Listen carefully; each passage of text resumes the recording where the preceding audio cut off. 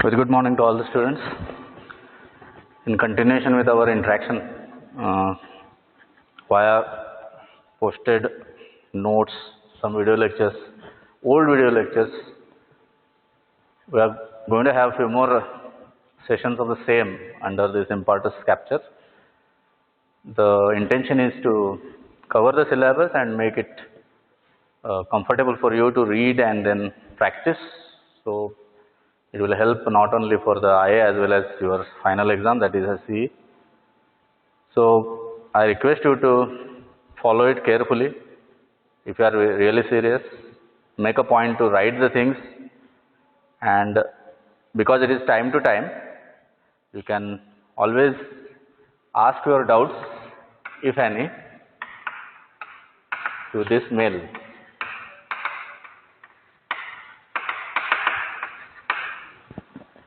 So this facility is there, you can always ask. If something is there which you feel that it is to be cleared or some clarifications are to be expected from our side. And in addition of speed and other things, if you feel that you can still reduce, then it's always welcome from your side. We will all accept it positively. So to start the session, it is necessary that we link with what we have studied earlier. Hence, as you know, I am only concerned about the 5th unit, that is vector integration, and simultaneously the 4th unit is also going on, as you know. So I will be focusing on 5th unit and try to cover the unit at an appropriate speed so that it is understandable. So first thing is this quick recap. So this is regarding your first semester vector calculus.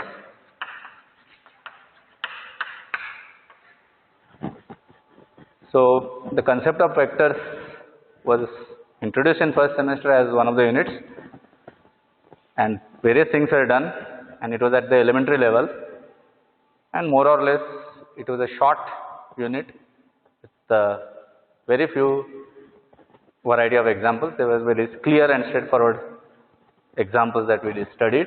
Concept was also relatively easy, so our intention is just quickly recap those so that it will be convenient for you and easy for you to move ahead and deal with this unit. So it all started with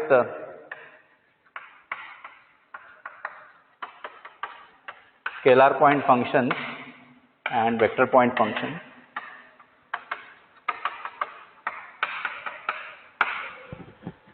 So it is a very simple concept.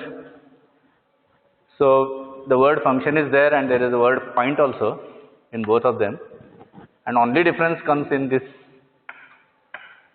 scalar and vector. So basically, suppose you take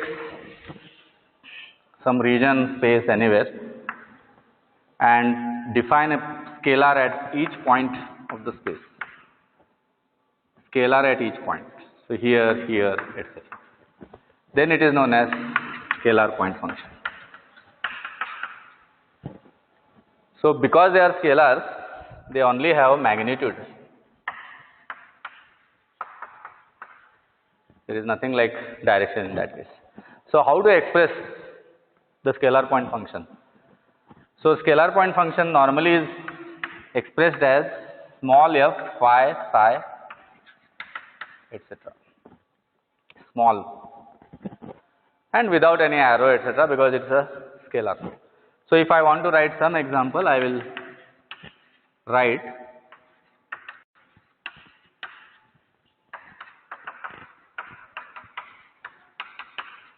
so all these are all scalar point functions, because when you enter the value of x and y as per the point you choose in the plane, suppose this is the plane,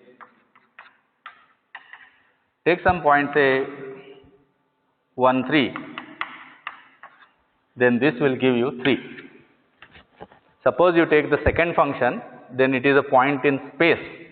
So here we need to consider a point in space containing 3 coordinate axes. Suppose the point chosen is say 2, 4, 8. Imagine the point in space 2, 4, 8. At this, the value of phi, if you calculate, it will be 8 into 8, 64. Okay. So scalars are giving the value as per the point chosen. That's why it is scalar point function, because you change the point, you will get the value different. For example, if you take one of them is 0, then this point will become 0, means the value of phi will become 0. This also can be computed. This you can square and add 4 plus 16 plus 64 and you will get an answer. So you are sure to get the scalar. That's why it is known as scalar point function. So it may be 0 sometimes, and this is the standard value, which is known as the distance, square of the distance of a point from the origin. Correct? This scalar is square of the distance of the point from the origin, because root of x square plus y square plus z square, as you know in 3D, gives the distance of a point in space, right? So similar to this, we have what is known as vector point function. So in case of vector point function, because it's vector, everything should be vector, means as soon as you say vector, ijk will come into play depending upon the way it is defined. Either it is a plane vector or a space vector. Suppose I have a vector defined at each point, then it is called as a vector point function. Normally it is denoted by capital alphabets with arrow on top. So F, G, anything we can write, right? So F, G, H, these are vector point function, and you can indicate this with an arrow so that it means definitely there is a presence of ijk when you express. So if only I and j are there, it can be called as a plane vector and plane vector point function. And if there are I, j, k, all three, then it is a space vector point function. So if I write f1 is equal to xi plus y square j, f2 is equal to x cube yi, y cube zj, xz cube k. So you can notice that this contains only I and j, so it's a plane vector point function. And this is a space vector point function.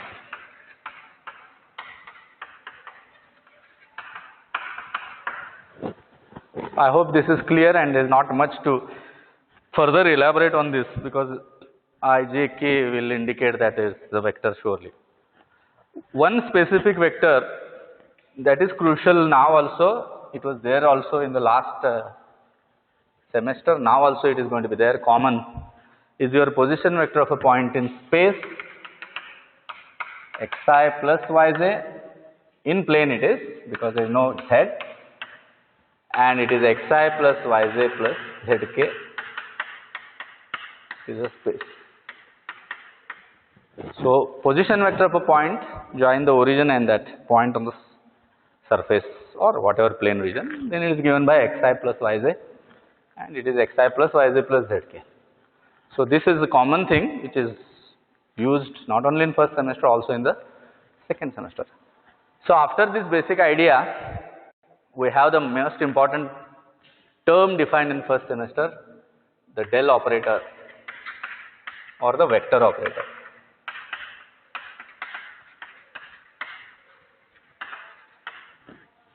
So it is simply defined as operator del is equal to I dou by dou x, j dou by dou y, k dou by. So this small r also is used as capital R sometimes in the book. So don't worry about that. In Grewal in particular, and many books, they write capital R instead of small r. It doesn't make any difference whether you write small r or capital R. Anything is fine. So this is the operator I dou by dou x plus j dou by dou y plus k dou by dou z. You can call it as a partial differential operator because it collects the partial derivatives of some function. So it is a vector because I, j, k's are already there, and you can see, and even there is a way to write it as arrow rather than just del. So this is known as del operator or vector operator. Using this and operating on scalar point function and vector point function, we have three things linked known as gradient, divergence and curl, right? Gradient, divergence and curl. According to the function chosen, we have gradient, divergence and curl. And with examples and some other additional definitions and some identities in the end, we close the chapter. If you remember, first semester vector calculus, rather vector differentiation, was closed like that. After these definitions were given, problems were done, in the end some identities were proved and it was over first semester vector. So I will just write what you did, not in detail, just mention and work ahead. If phi is a scalar point function, then del phi simply becomes dou phi by dou xi, dou phi by dou yj, dou phi by dou zk. That's what I was saying. Component wise partial derivatives you have to pick and then multiply correspondingly with ijk, giving new vector known as gradient. So is called gradient of phi.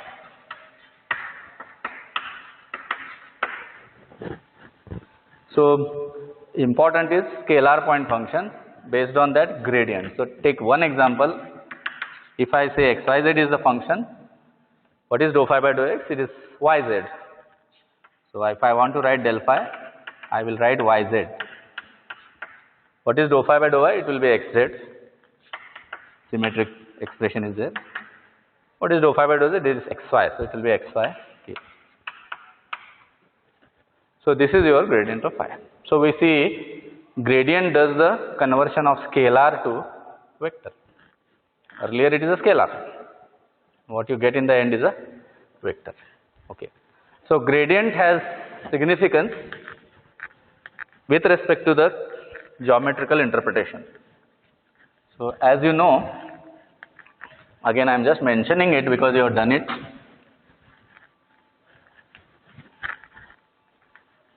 When you take some f of x, y, z is equal to 0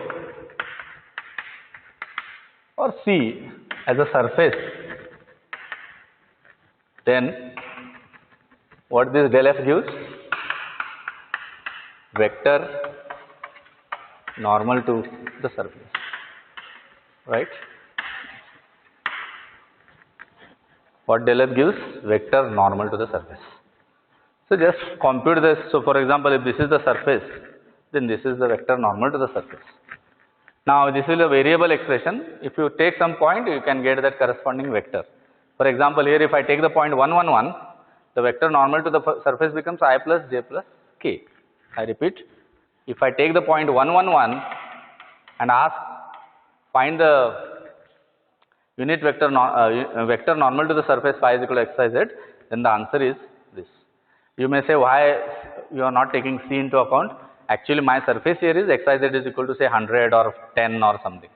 So I am imagining that some constant is there which is of no use for partial differentiation. That's why this C is either there or not there, I am not interested. If you call it as a surface, then immediately this will be the normal vector. So if I take point 1, 1, 1, then I get the answer I plus j plus k, particular case. So at each point we will get a normal, and that's why it is very significant. If you want unit vector normal, then you simply have to divide by its magnitude.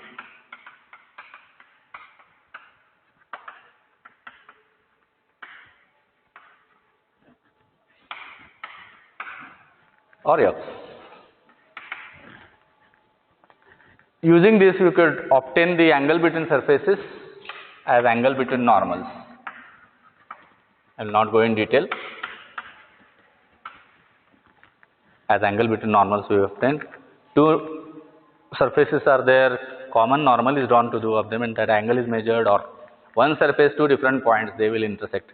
So that is done in detail earlier, so I need not mention in detail. Okay. So this is all about gradient. One more thing is there in gradient. Direction of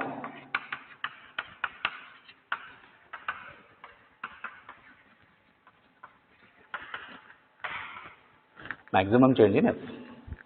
So if it is indicating some physical quantity, that F is indicating some physical quantity which is a scalar, then in what direction it will be decreasing or increasing, that is given by, fastest is given by del of F.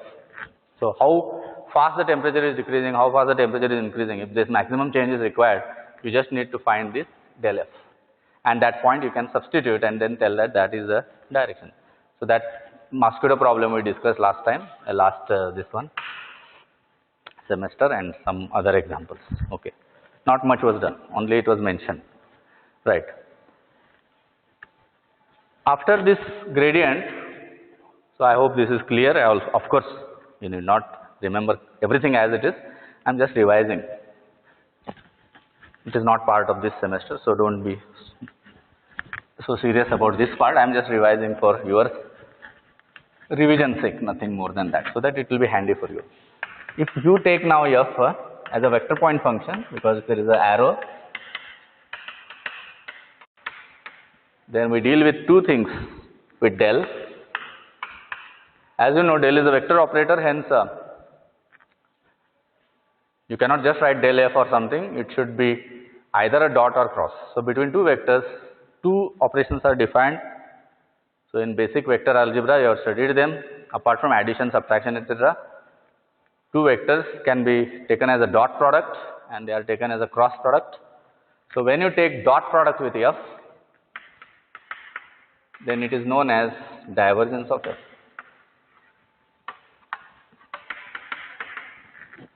So quickly I will write one example. Suppose I have F is equal to xyi plus y square zj plus x cube y cube z cube k. Suppose F is equal to xyi plus y square zj plus x cube y cube z cube k. Then if I want to write the divergence of F, I have to just take the dot product of the vector delta or del plus that vector given to us. Problem is operator is involved in it, so it is not simple product, it is with operation. You have to perform the partial differentiation and then take the addition. So now if you simplify further by taking dot product, so while you take the dot product, I dot I1, j dot j1, k dot k is 1 will come, and each term will be separately differentiated with respect to xyz. First one will give you y, second one will give you 2yzj because it is with respect to y, and third one will give you with respect to z 3x cube y cube z square. So this is your divergence. I hope it is clear. This function will keep on changing. You have to do the similar operation every time. I may have xi plus yj plus zk. So that famous answer or standard value of r, if you take r, as you know, in space position vector is the standard value, as you know, because each coefficient will give you 1 1 1, right? Because it is xi plus yj plus. So when you take the dot product here, then it will be 1 plus 1 plus 1, and answer is 3. So divergence, as you can see, converts the vector point function into scalar point function. Converts the vector point function to a scalar point function. So it is the opposite roles compared to gradient. In gradient, we were having the scalar function and getting the vector function. In divergence, you are having the vector function, but the result is a scalar function. Okay. In particular, suppose there is a function whose divergence is 0, that is del dot f, as you write, is 0, then it is called as solenoid if divergence of f is 0. So divergence of f is 0, then f is said to be solenoidal. So you can give any example such that the divergence of that is 0. If I look at this,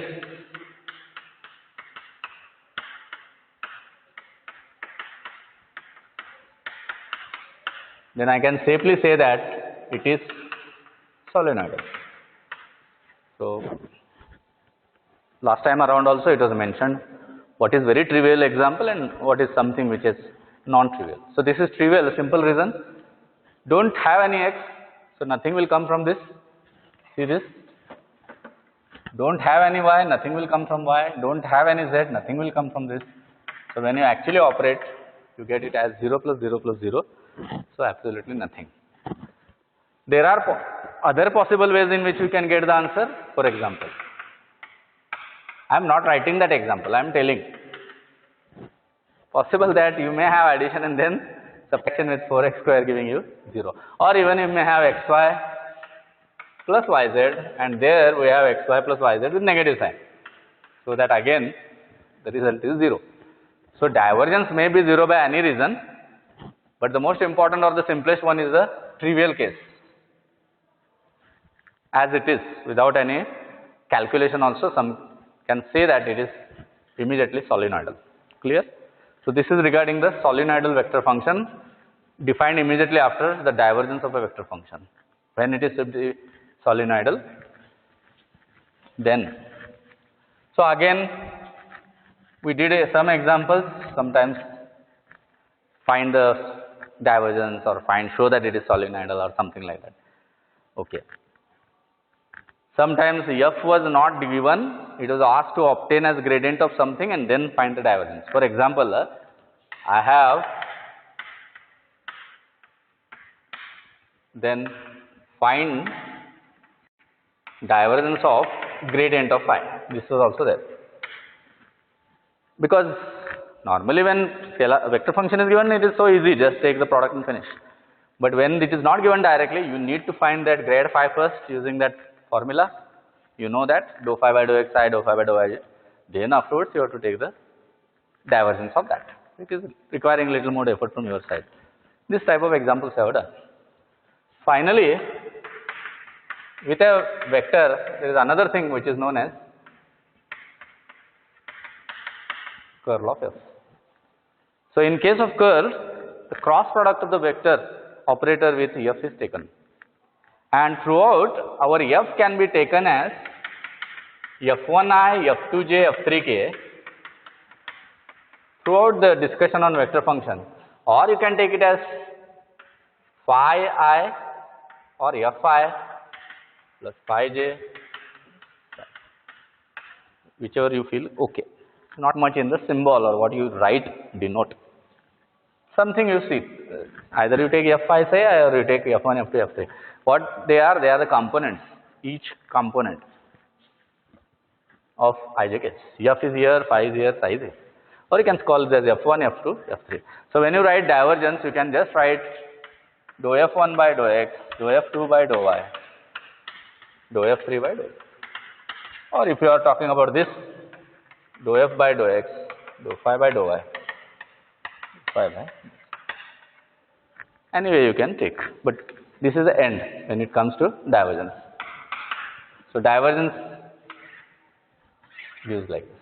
Now when it is curl, then curl will take determinant and it takes little more effort because you can write f phi psi or whatever. This is the definition of curl of f.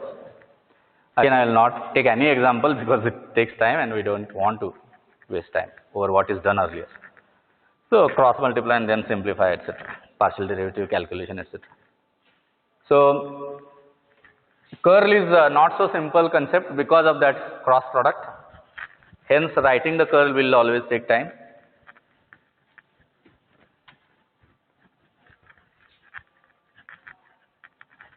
If curl is 0, then that vector function is said to be irrotational. Another interesting thing.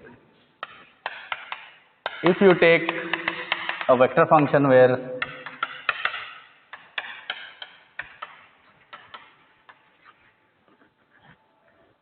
it is said to be irrotational. Now here it is not so easy to give the example, although it may be done, but I am telling not so easy compared to divergence, because what must happen, terms should cancel each other in simplification only. There will not be anything in the end. So if it is something always going to result like this, I hope you remember the examples done last time. You always get like this.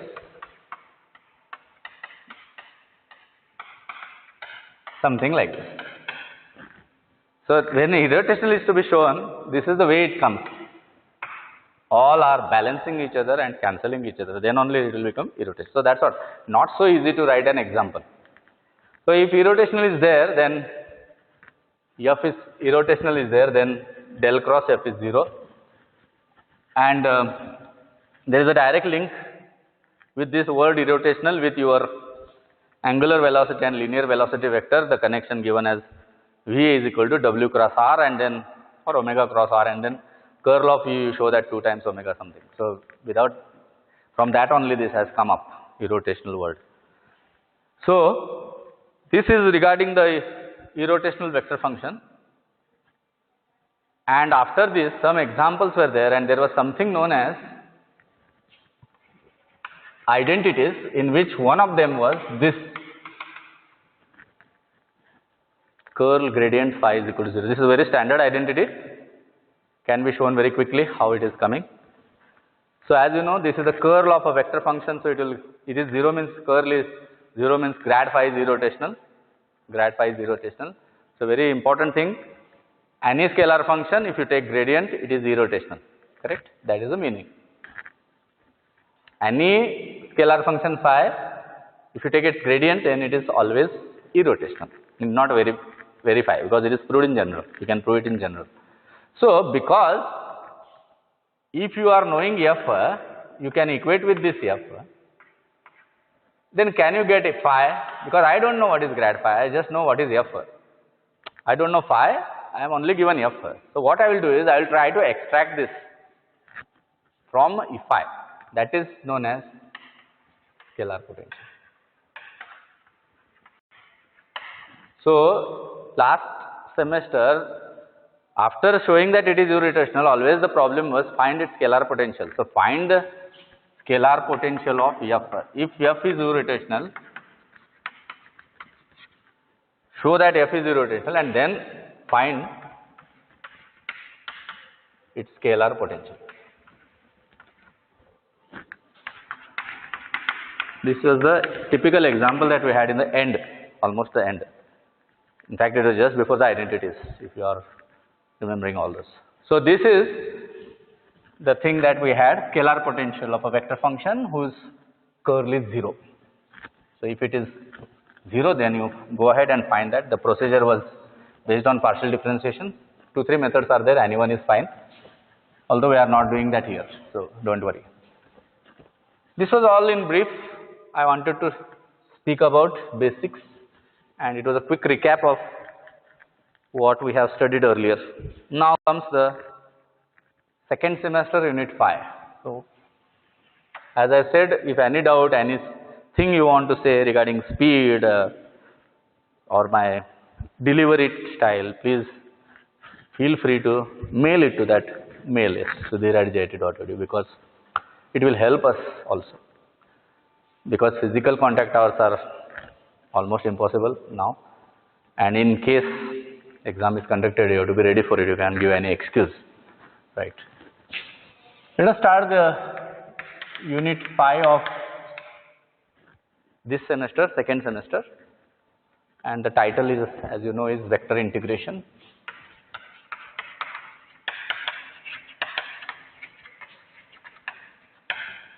So although all three things are not required, what you have studied in the first semester, R value, xi plus yj plus zk, what is gradient, what is divergence, what is curl. If you know that, then it is manageable. There is nothing extra coming in this. So wherever divergence word is there, you know what is the meaning of that and you should use it. Wherever curl is there, you should know what is curl and just use it. So there is no direct identity used or something like that. We don't have that connection. But even then we have discussed, so that it is a good link to start the new unit. So first thing is, it is a vector integration, and the name is slightly misguiding. Even last time also we mentioned, we are not differentiating vector as such. Vector as it is treated as constant most of the times. Only the coefficients matter. So x will matter. I is constant. So this is important for us. So if differentiation is there, then it is for x, not for I. So phi is given, then dou phi by dou x, you write phi is a scalar function, so there is no problem. But if it is a vector, what you do? You take the coefficient and then find the partial derivative. That's why vector differentiation also does not mean that something differentiation is done for a vector. No, it is the parts or components or the coefficients of the vectors ijk that we are discussing or that we are differentiating or integrating. So this is vector integration, and the very first thing that I would like to tell here is the concepts involved are three, namely line integral, surface integral and volume integral.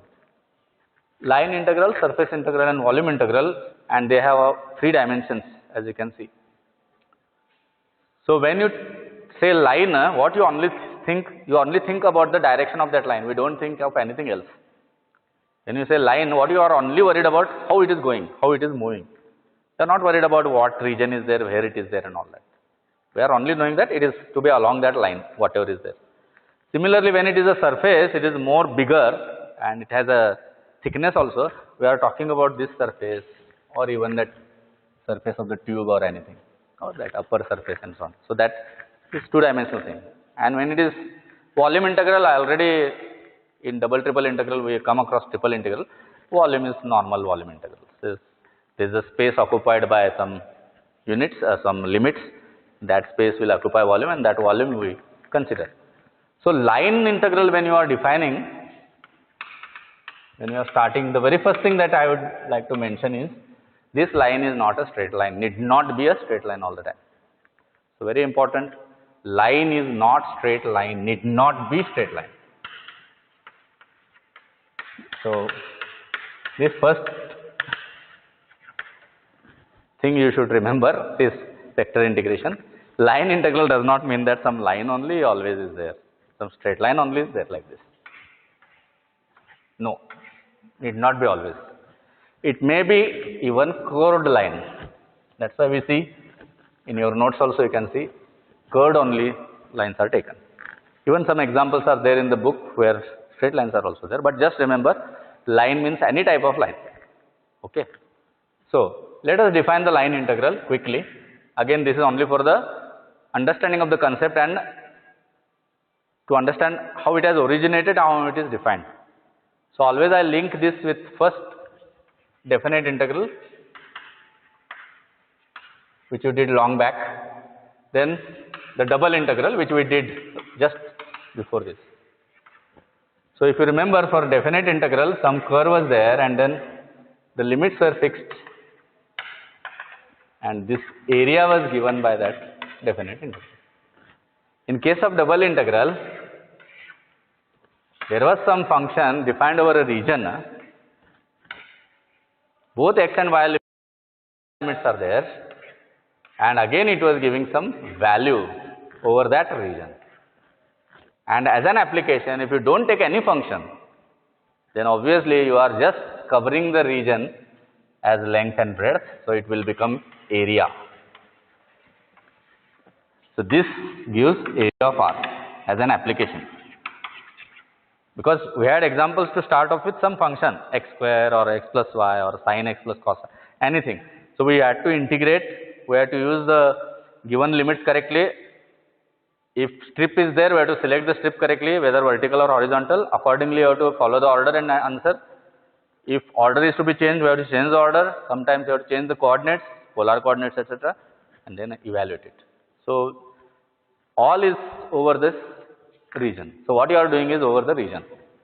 So it is a region bounded by the curves defined. That was interesting.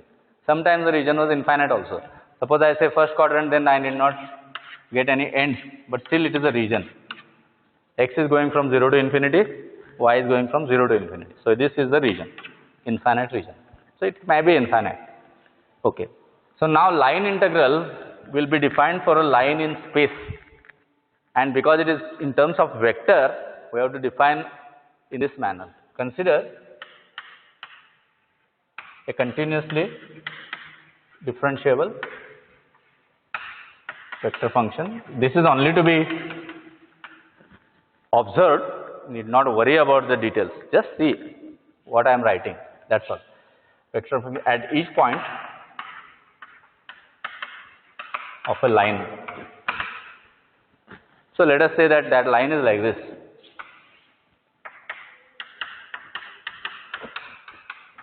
You can call it as L, line L. So this is your line L.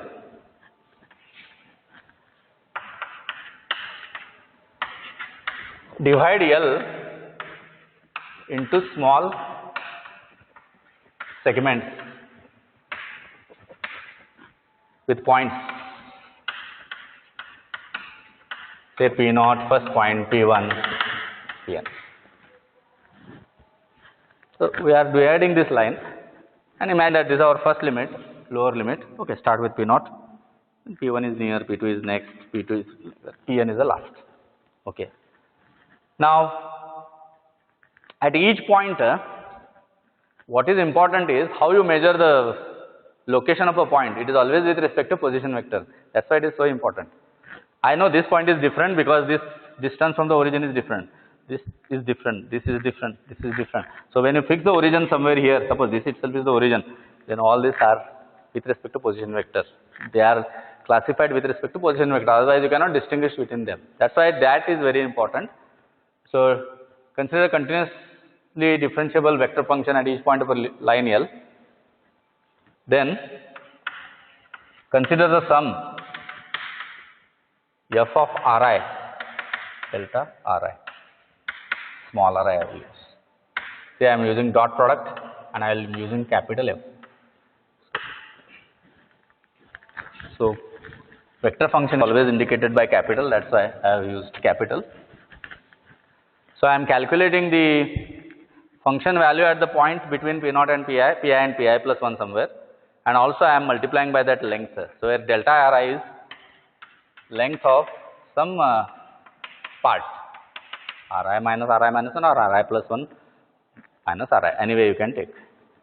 Now if limit n tends to infinity, so our summation is up to n, but n itself is made infinity, means you go on including the points as many as possible, then this limit you can even write this also smaller. Of course, this is only to be observed once and forgotten immediately. It's called line integral of over L. Now, you can immediately compare your definition with double integral that we discussed earlier.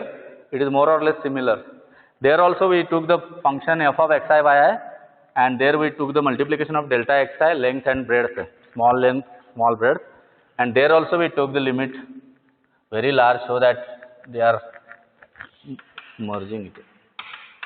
So what is interesting is all the definitions are similar in nature, all the things are defined the same way, there is absolutely no difference in the concept in defining them.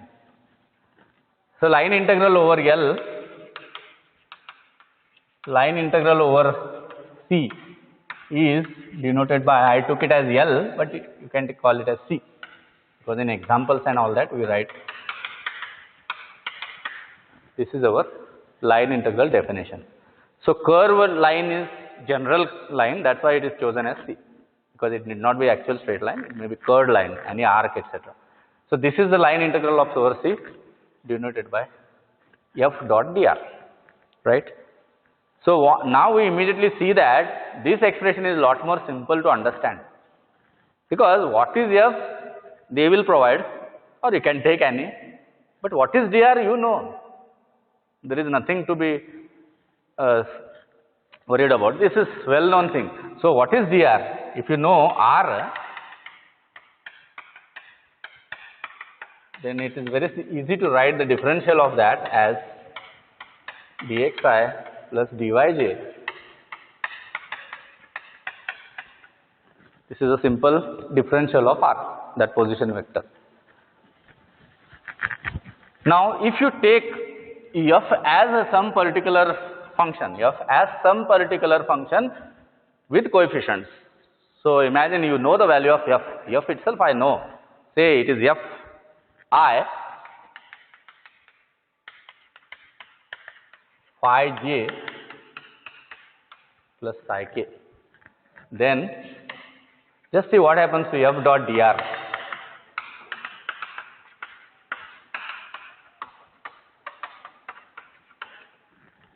This is the thing that we'll get. So this is known, this is what they have provided, and hence it is just a matter of multiplying dx, dy and dz. So integration will be performed for this function and the limits will be chosen. Whatever region it is giving or whatever line it is giving, limits will be chosen. They will be mentioning it most of the times. So limits will be chosen and then integration will be performed. Okay.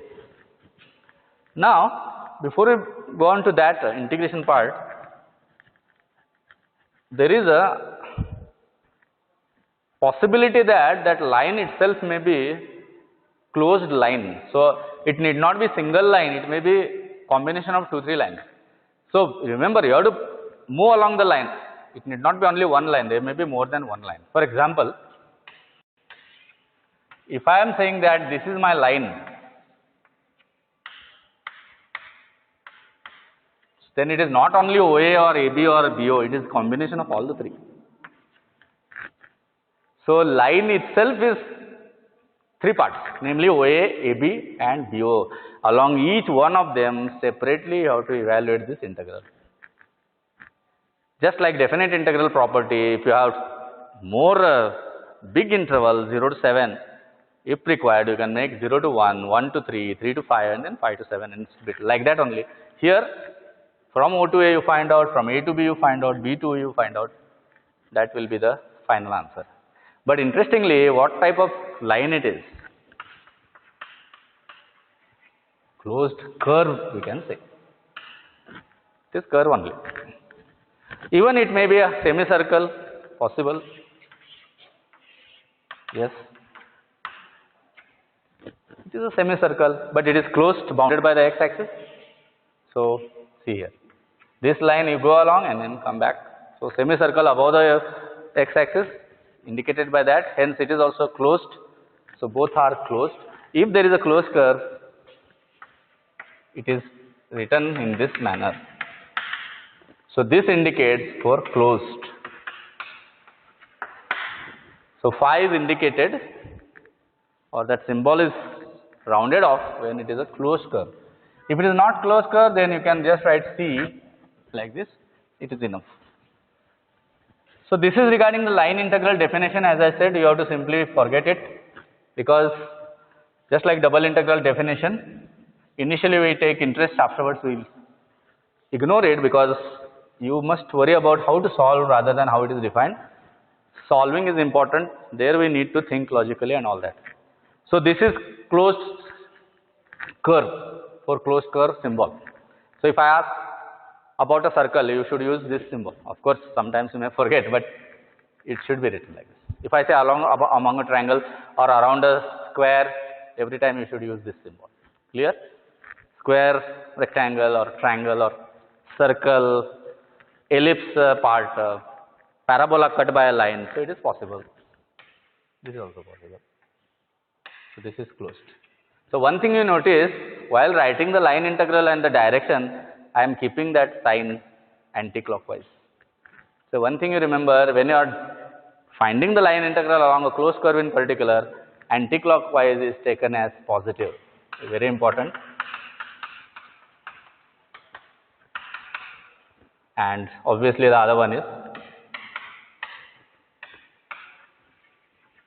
So you are going like this, so I am taking this as positive.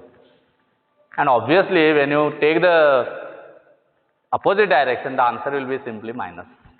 Just like definite integral a to b is minus b to a. A to b is minus b to a. Here also it is like that. A to b, here it is positive. Suppose you get the answer as 5. Imagine 5. B to a will be minus 5. Immediately you can write. So anti-clockwise is taken positive and the other direction, that is clockwise direction, is taken as negative. So this is the line integral definition, and as I said, we need only to worry about this part and how to evaluate this part. That's all you have to worry, not the other things. Okay. Now, although we do not have any direct physical significance of this line integral for these two cases which I am writing, but they are also well defined.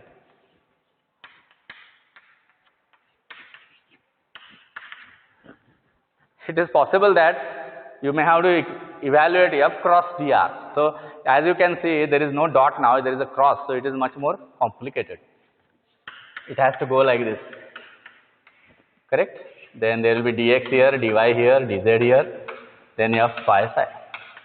That you have to simplify and find out, then you have to integrate. So what is the result? Suppose I know the line, and if I evaluate the integral, what is the answer in the end? Because it is a vector that you get when you take the cross product, right? What about this one? See, I am writing small, so there is no problem. What is the meaning of f dr? So obviously, small f is a scalar function, and it is a scalar multiple of dxi divided dzk, and hence the answer will be still vector. So we need not discuss them, we need not worry about them, evaluate them, but we should know this type of line integrals additional are available, possible. Additional are possible. So take f as x cube, y square z, then it will be like this. I, so this is dxi. So you have to dyj, like this you have to take.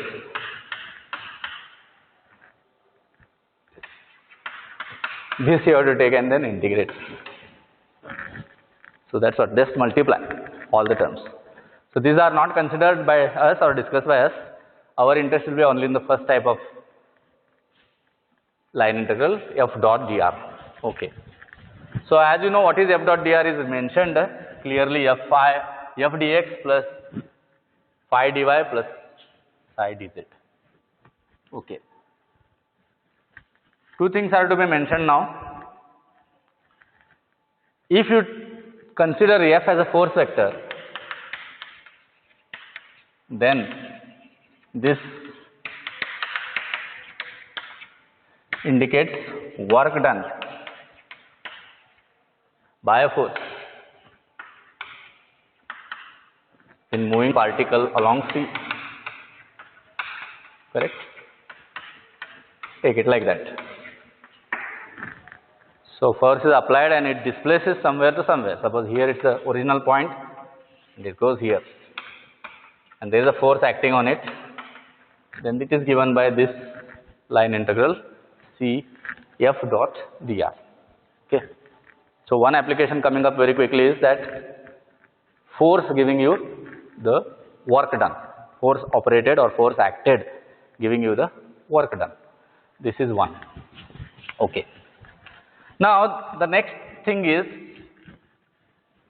how to evaluate. Most important thing is how to evaluate. We have talked about the line integral, then what type of line, closed, open, all that.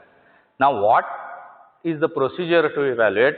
And luckily the procedure is much easier and the routine that you have been doing earlier, not complicated. See, this type of things are very simple things for you, or -1 to 1.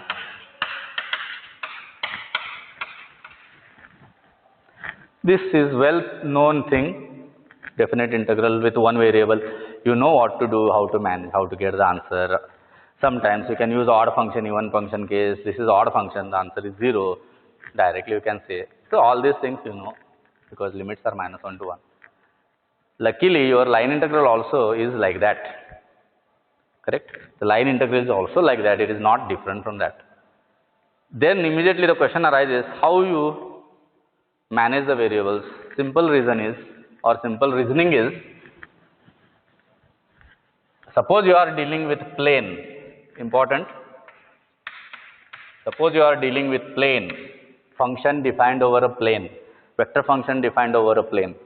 Then we need to consider only this, if you agree. No z coming up here at all. In this board, there is one vertical axis, one horizontal axis, and only you can talk about xi plus y. There is no question of z coming up. Whereas when you go into the corner of the room and then take this space, then definitely the third axis will come. So for plane, this is r and obviously this is your dr. If you take space, take some surface or some line in space, definitely additional variable will come up.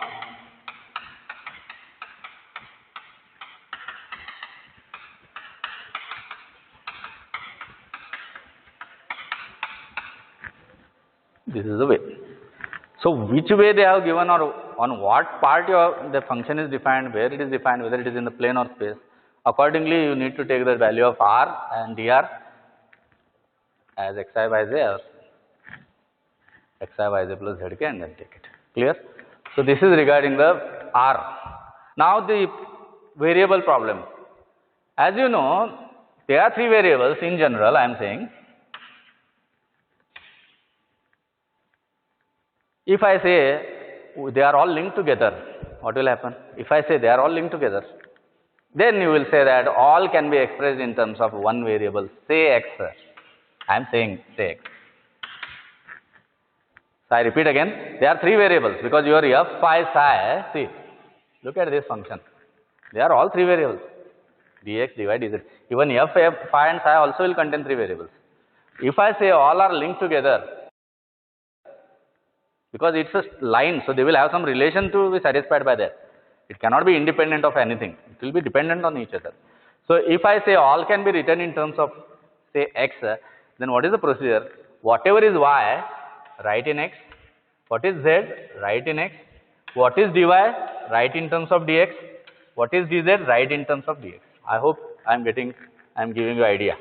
Suppose I have y is equal to x square, z is equal to x cube. Imagine that this is the relation. X is x. What is dy? What is dz? Got it? Now, once it goes in all x, so what has happened now? This entire expression has become something into dx. Just some scalar into dx. Clear? I repeat again. The relation between the variables allows us to replace all into one variable, preferably x, it may be y, it is our choice. You always choose the easiest one to replace. So I say x. When I go that way, all dy will become dx like this, dz will become dx, this all will become dx. X limits you can select or they will be given to us. Substitute the limits, evaluate the integration and get the answer giving the desired line integral. So just see that relations help us to manage it as a single, simple, definite integral like this. That's what I was saying. X square plus 2x cube minus x dx. This may be the end and x may be going from 1 to 4, 1 to 5. So you evaluate and get the answer. So what we have written in general in the beginning, f dot dr actually takes such a simple, definite integral form. So this is all one can say about line integral. Definition, as I said, just observe and forget. Then f dot dr is important for us. That's why f dx, phi dy plus psi dz is important for us. Then what is the curve, what type of curve it is important.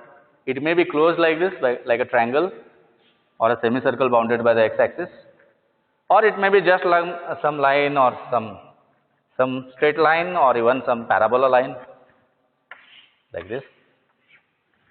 So this is one line, this is one line. So it may be open, not closed. So this is not closed, hence we don't write this, but if it is closed we write this. Then anti-clockwise is assumed to be positive bias. That's why an angle also you take in anti-clockwise sense, if you remember. So that is continued, that is consistent here also. Just like angle is taken positive when you take it in the anticlockwise sense, the line integral is also taken in the anticlockwise sense positive, especially when closed region is there. Otherwise, lower to higher always it goes. So closed we denote by this. And finally, to evaluate the line integral, all the variables are made of one variable. So if y and z are there, try to make it in terms of x. They will be giving the relations. then dy dx will be connected, dy dx will be connected like this. All you have to dump it into the expression, which will result into some expression like this. I am just giving a sample what may come, and it will result into some value, say 41 or some number. That is the desired line integral. So this class we just started the preliminaries in the form of first semester syllabus. Quick recap was given. Then we started off with vector point function and some line, which is not always straight line, it may be any type of line, and we define the line integral f dot dr. Okay, this small r can be taken as capital R. Most of the books have that also. We also mentioned what type of lines are there, and it may be closed. Then we mentioned that with round here. Anticlockwise sense. Then finally, how to evaluate a line integral, convert all into one variable. Then with that variable, limits are to be selected as they are given and the values to be obtained. In addition, sometimes it is possible that parametric forms are given. Imagine. And they will give the limits of t as say 1 to 4. Imagine. I am not writing correct example, I am just giving a sample how it can be. Then everything will go in t. Dx will go with dt, dy will go with dt, dz will go with dt. Means value dt, cos t dt, 2t dt. T limits are there. This way integration will come, giving another answer. So in the next class, we will be only discussing examples, and if time is permitted, Green's theorem problems we will discuss, which are very, very simple. So I hope this lecture helps you to understand the concept of line integral as first part of vector integration easily. And as I said earlier, if you have any queries, you can just give the mail to this, mention the time there, what time you had difficulty, or directly specify your difficulty.